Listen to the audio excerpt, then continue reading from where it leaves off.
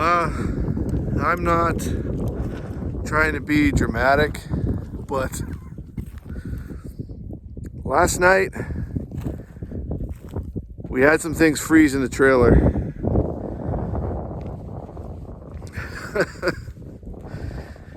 I have a tank heater on the fresh water tank, which is totally exposed underneath the trailer. There's no insulation.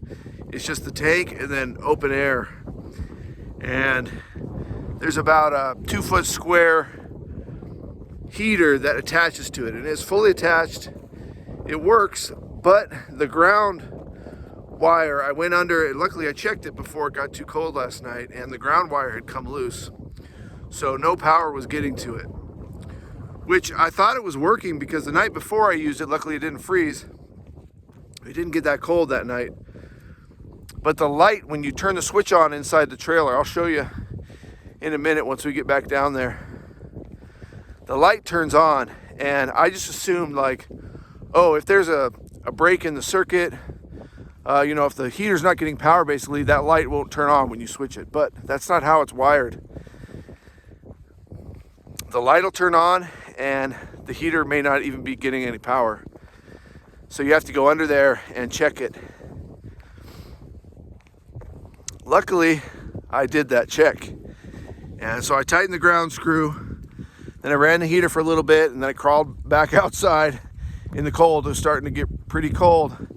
And I checked the heater. You just kind of put your hand on it. It's like, oh, I can kind of feel a little bit of warmth, but it's not, it's not hot. It's not crazy warm.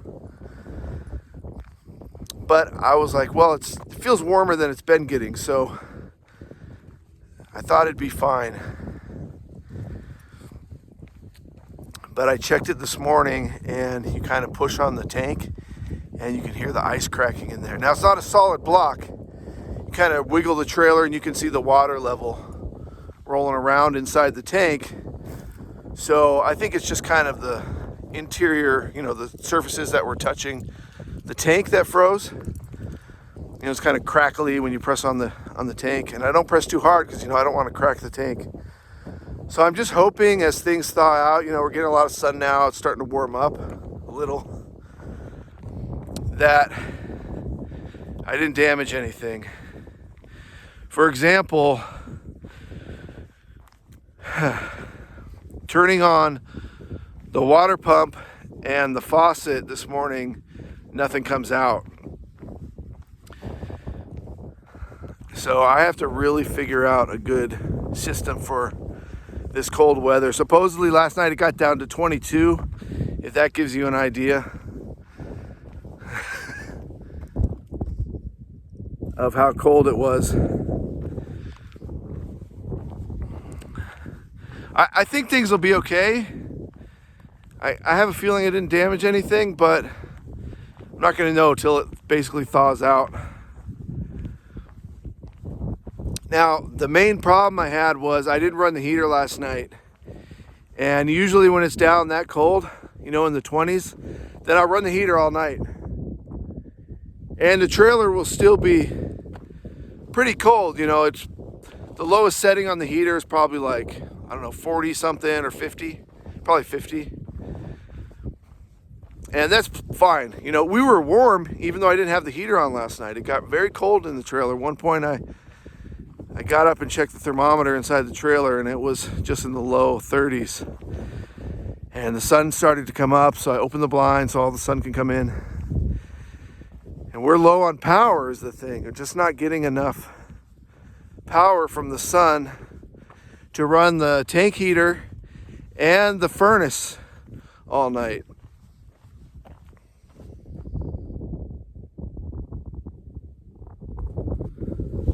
I mean, it's awesome out here. I love it. So these are just kind of the things that you're going to have to deal with.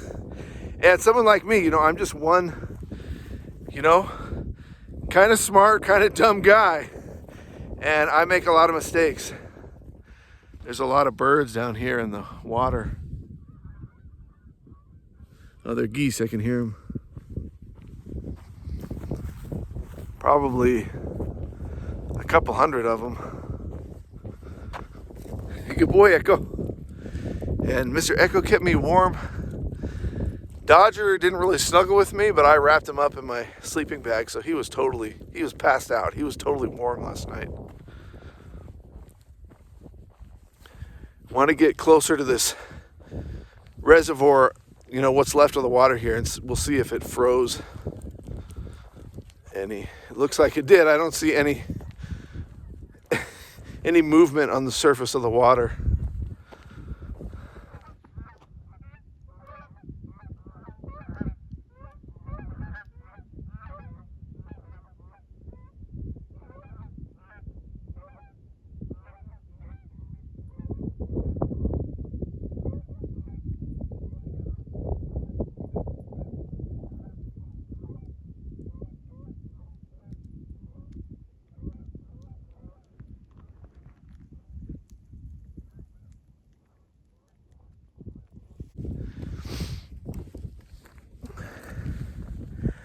I was just thinking I should stand on this and get a really good shot of the water right up here.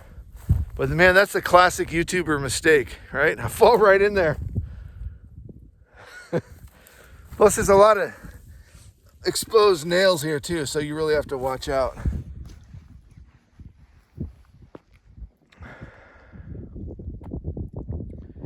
It's frozen. I mean, it's frozen. It's frozen solid.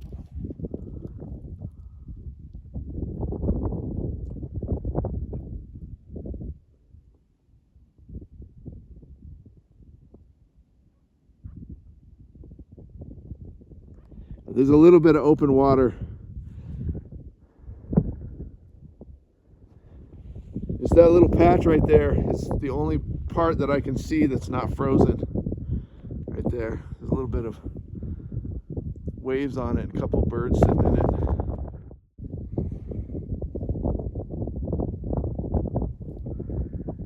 And that goose just landed right on the ice. It's a big one. I don't know if that's a goose or a swan.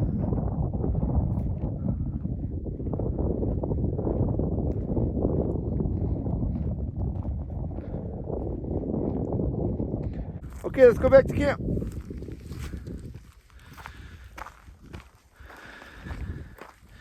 My camera hand right now is getting so cold. I'm so lucky to have at least full sun. We're gonna have full sun today. So I'll be able to generate power, and I got the generator working and it does charge up the batteries, but I don't think it charges them very much.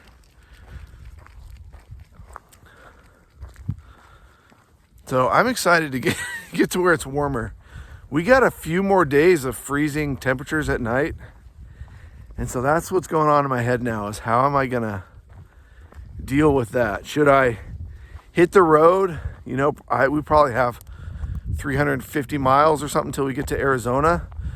And I don't think it's until we get to Arizona where we really start to get non-freezing temperatures at night. It's just a cold front that's coming in, and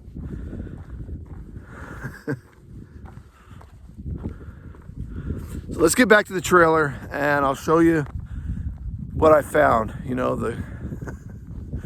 I'll show you what's frozen.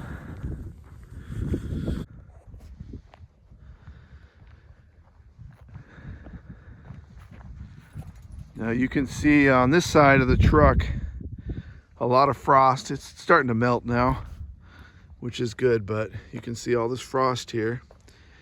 And interestingly, whatever water I had in here in the bed, this stuff didn't freeze. So I'm pretty sure that means those didn't freeze either, which is a good thing. You can see my bike situation I got going on here. I'll get into that at some point, but this is really frustrating, let me tell you. Let's put it this way, I have 2 bikes, but I don't have any bikes I can ride. All right. First things first, I gotta feed the dogs. Then we'll take a look under the trailer and look at that tank. Oh, actually, I should show you this before they actually melt. This is one of my Nomad tips because in the middle of the night, you can get out of your trailer, you just reach down here and pick up a couple jugs, set a couple jugs out. This one has just a little bit of water in the bottom of it. This one has a little bit more. And that kind of allows me to monitor how cold it actually is. And you can see this one is frozen solid down there. And this one is partially frozen. It's still got some liquid water in it. That's a really, really good tip, because if you don't know what the temperature is outside, then that's how I monitor it. Can you see the frozen side of the trailer here? This side is, obviously this is in the shade, so over here it's nice. On this side is nice because in the morning I could just open the blinds here, and then I get sun instantly and it starts to warm up the trailer. Yesterday I was in here all day after the early morning. After about 30-45 minutes of sun through there, then I don't even need the heater. So it's actually been really nice to be positioned like this. The sun starts out really, really low over here. Since there's no mountains over there, you just get sun instantly. And now under here is where the water tank is. So the hose comes up here, and this is where you fill it. And we'll come under here. I gotta be careful under here because there's a lot of like burrs under here. Here's the tank and here's the heat pad.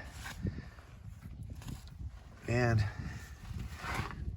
if I press on where the pad is, that's, yeah, see, it's, you kind of hear it. It's a little bit less frozen there.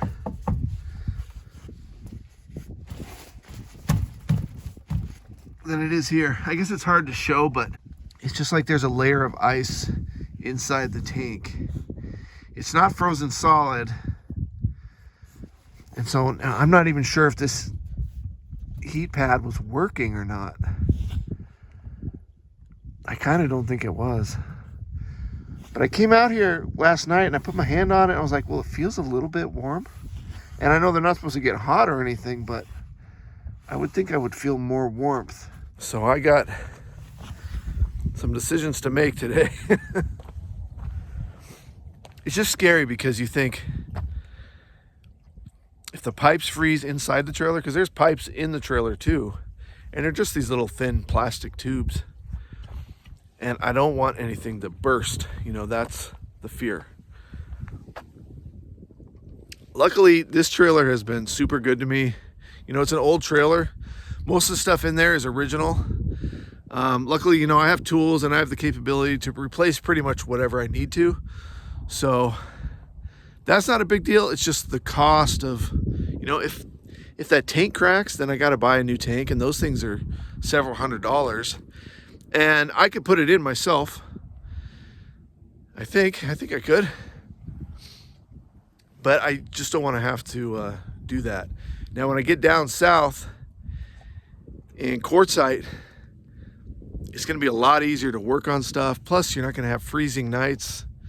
You're going to have sun all day. It's low in the sky, but it's going to be higher than here in Idaho. Another thing I did last night was I took my propane tanks out because one is empty, and I wasn't sure how much propane I had in the remaining tank. So I unhooked it, and then you kind of lift it, and it's like, oh, you kind of get an estimate. You can also hit the side of it, and you hear a different tone, and that gives you an idea of how much is in there. I do have a scale, so I can also weigh it and get a real accurate measurement, because I've written down what my tanks weigh when they're empty, so I can get an idea of how much is in there. So I know I have enough propane at least for a couple more nights for the heat, basically, for the furnace in there.